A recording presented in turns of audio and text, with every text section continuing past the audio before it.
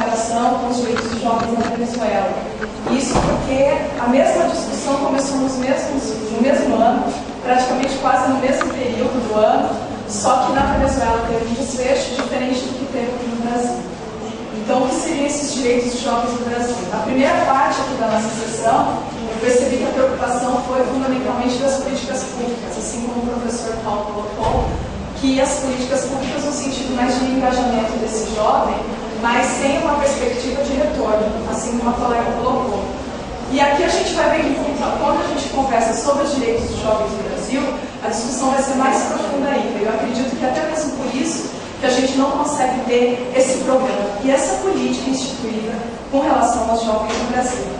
Com relação aos direitos dos jovens, nós somos o último país a fazer a discussão na América Latina com relação ao que seriam os direitos dos jovens, né?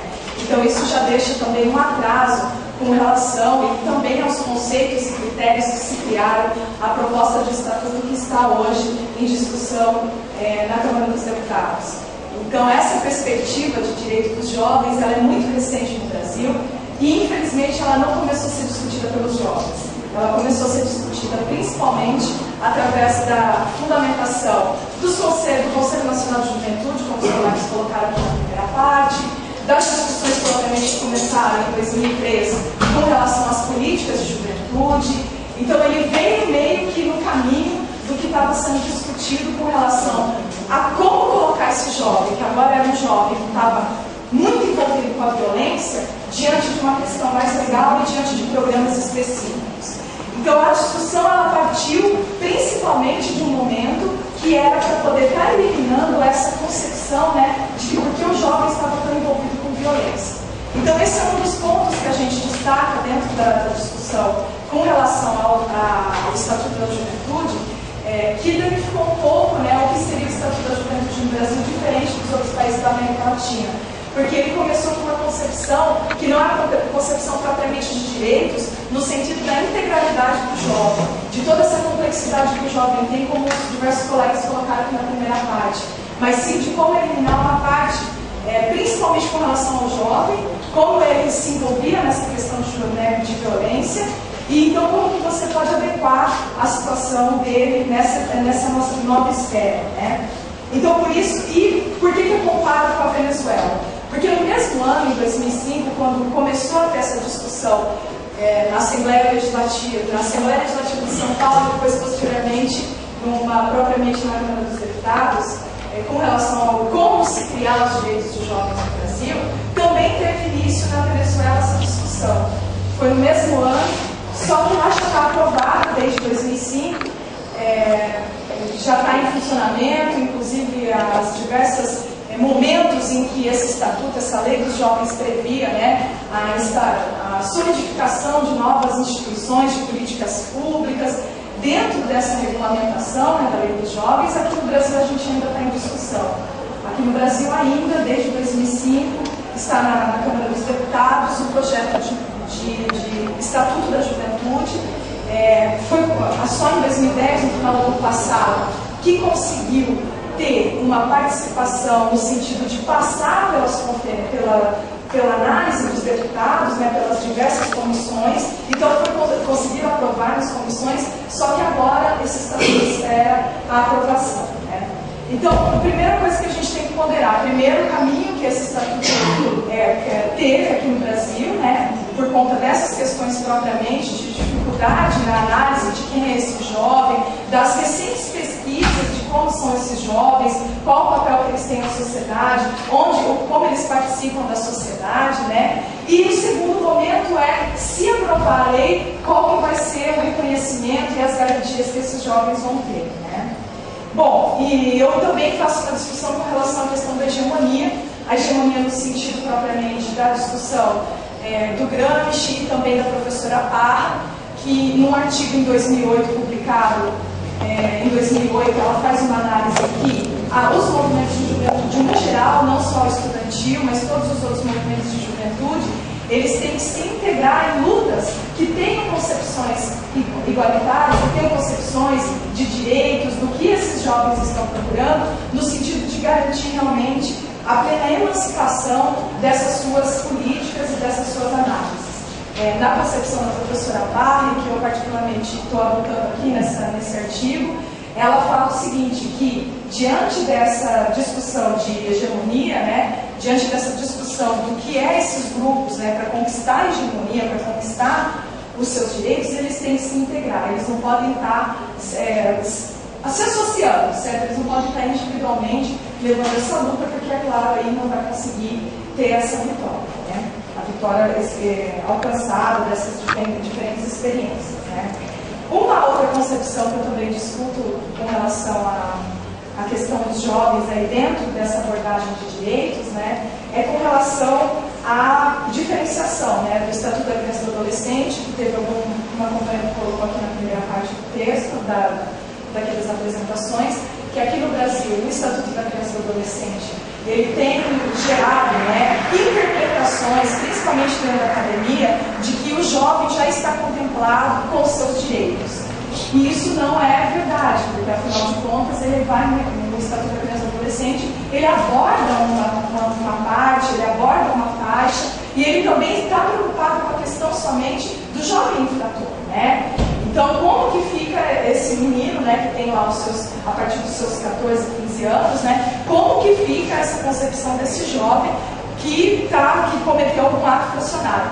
O Estatuto da Juventude é uma outra concepção, vai além disso, né? Não é só o jovem infrator, é o jovem também enquanto atuante na sociedade, enquanto trabalhador, enquanto estudante, enquanto militante de movimentos culturais, enfim. Essa questão ainda não foi superada, nem dentro da academia, muito menos, né, pelos políticos que estão discutindo o Estatuto da Juventude. Essa é uma primeira dificuldade. A segunda, que todos os colegas colocaram aqui na primeira parte das sessões, é a questão da idade, que não se tem estabelecido no Brasil, e por isso também, na questão do Estatuto da Juventude, tem tido essa dificuldade, o estabelecimento da idade. Que idade que é o jovem? Quem é esse jovem? Então, aí a comissão mesmo que discutiu o Estatuto da Juventude, propôs o Estatuto da Juventude no Brasil, ela, né, tem lá uma faixa etária de 15 a 29 anos, e aí faz ressalvas com relação à questão do ECA, porque no ECA pode ser de 14 a 18, e se cometer ato infracionário até 21, e aí ele fala também das questões das secretarias especiais, né, como a Secretaria de Saúde, que trata o jovem já de outra forma, com outra idade. Aí a colega falou do ProJovem que mudou 2 vezes, essa discussão da idade, e mudar a idade nas políticas públicas é constante no Brasil, porque ainda não se tem uma discussão com relação a quem é esse jovem, de que forma você vai criar esse perfil desse jovem, né, no Brasil, e principalmente como que fica esse estatuto, essa lei do jovem, porque aí você tem que definir a idade, né?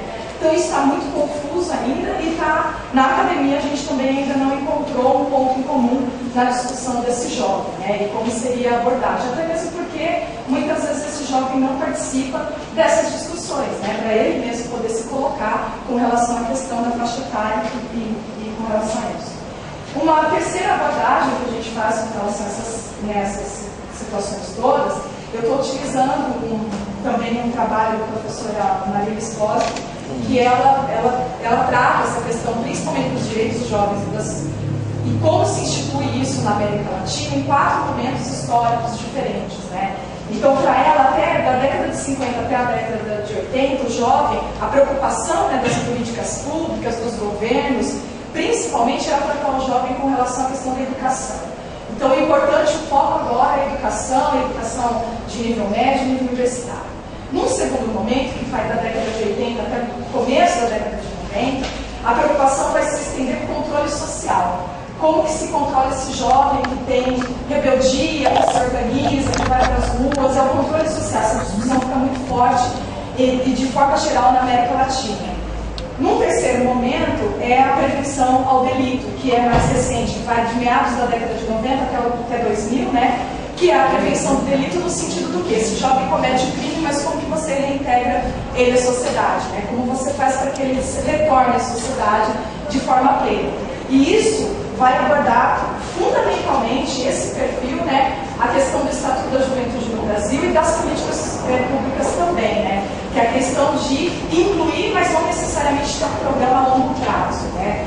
Você inclui naquele momento num projeto específico de governo, mas não é um programa a longo prazo. E no último momento, né, que ainda ela faz essa discussão, é agora mais recente, que é como incluir esse jovem ao trabalho, que vai dos anos, né, dali de 2003, por aí, até recente, que é na perspectiva de criar esses direitos dos jovens no sentido de incluir no trabalho, sem antes, é claro, de perguntá-lo se é isso mesmo que ele quer, né? Se é realmente inserir no trabalho, ou se é estudar, se é fazer alguma atividade diferente daquela que ele vem fazendo.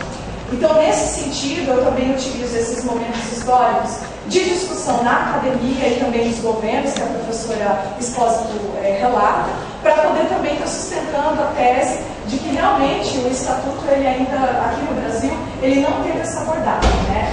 E, só voltando um pouquinho na questão da Venezuela, né? Na Venezuela foi aprovado o Estatuto em 2005 mesmo, teve um cronograma de debate com os jovens, os movimentos sociais, a gente está fazendo uma abordagem, tem que ser diferente, porque ao invés da gente falar de União Nacional dos Estudantes, por exemplo, aqui no Brasil, que participou de uma das discussões com relação aos direitos dos jovens, na Venezuela não existiu esse movimento, né, da União Nacional dos Estudantes. São outros movimentos integrados e que participaram desse cronograma de discussão e elaboração do Estatuto da Juventude.